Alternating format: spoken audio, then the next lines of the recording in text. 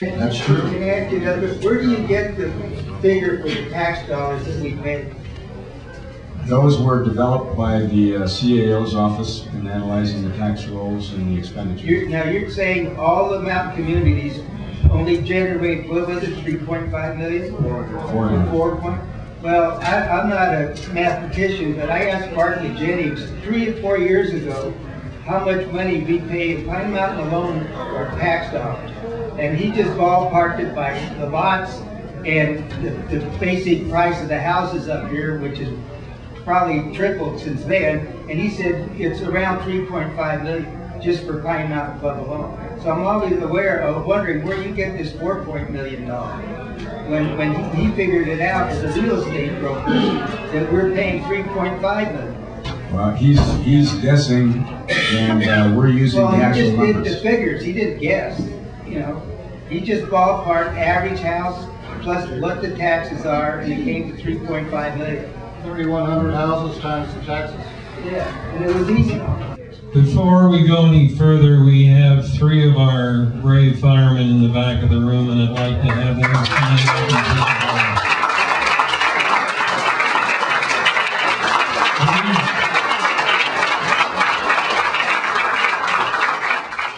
As I've said to you many times at these town hall meetings, our sheriffs, our highway patrol, and our fire department, give them a wave when they go by. I never let them go by me that they don't see me waving at them, because I want them to know we appreciate everything they do for us up here, and they're brave guys that stick their neck out every day. I'm a retired police officer, so I know what that amounts to, being out there on the streets. As you know, we lost one of the SWAT teams this week, and it just makes me sick to see those boys go down.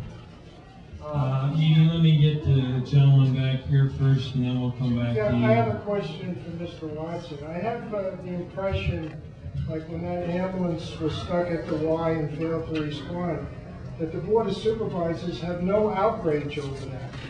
That lack of performance by Paul seems to be just like business as usual. And I don't feel, that you really care about their lack of performance. That's my impression of the Board of Supervisors, including yourself.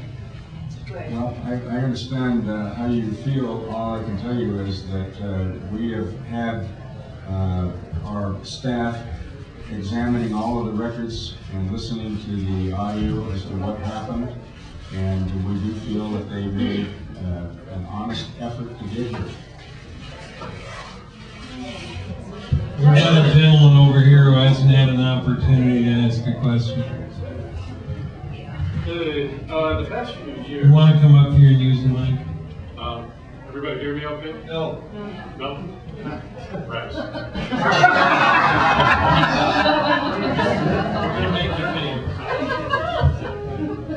In the past few years, on a number of occasions, I've put in public document requests for various entities of Kern County.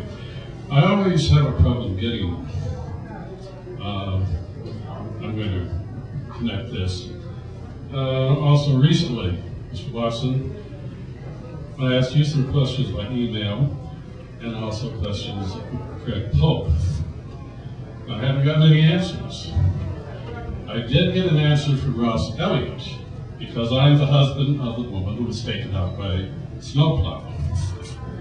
The answer is from Mr. Elliott, where he assumed, apparently, that was the conclusion of it, as you seem to assume, are in dispute.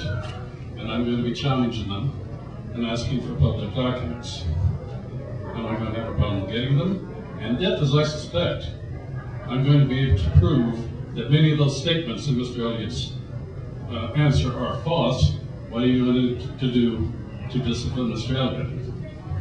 Well, if we have people who are lying, believe me, that would be a reason for possible termination. And does that include supervisors? Yeah. If I were here and I didn't do my job, yes so. that's your choice to make. But I would tell you that if you have any problem getting a public document, just call my office and we will personally make sure that you get them. Cliff, you want to comment on that? I can only speak on my experience in the city of Taft. We have a Public Records Act, and from the date that it is submitted, request for public records, it has to be handled within 10 days. It's usually handled within 1 or 2. Any public record document in the city of Taft is open for inspection at any time. That's why we are who we are. When you deal with the public, they deserve to know what you're doing.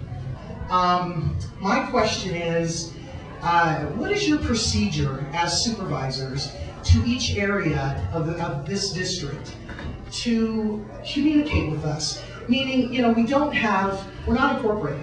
We don't have a city council. We don't have a voice. With respect to communications, right after I came into office, I asked Ann Weber at the Family Resource Center to be a community outreach person for us. And there are a lot of people that communicate with her, and then she communicates with our office as to what needs to be done. So that she's there 5 days a week, and she's helped on a lot of issues up in these areas. Now, she doesn't necessarily come up to Pine Mountain Club, but she's there to represent the mountain communities as a whole. Over the years, I've met with a number of occasions with the members of the executive committee of the Property Owners Association here at Pine Mountain Club, and I am available to meet with them at any time. I've never turned down a request for a meeting from any of them or from anybody else. If there's anybody in this room that wants to talk to me, I will have a meeting with them face to face. I'll talk to them on the phone, and I've done it many times. But I don't go out knocking on doors saying, "Do you have a problem today?" I respond to requests, and I think we are responsive. My staff spends a lot of time working on constituent issues, not just here, but over 2,500 square miles in the 4th District. And if any of you are not getting responses to your questions or your issues, please let me know, and we'll take care of it.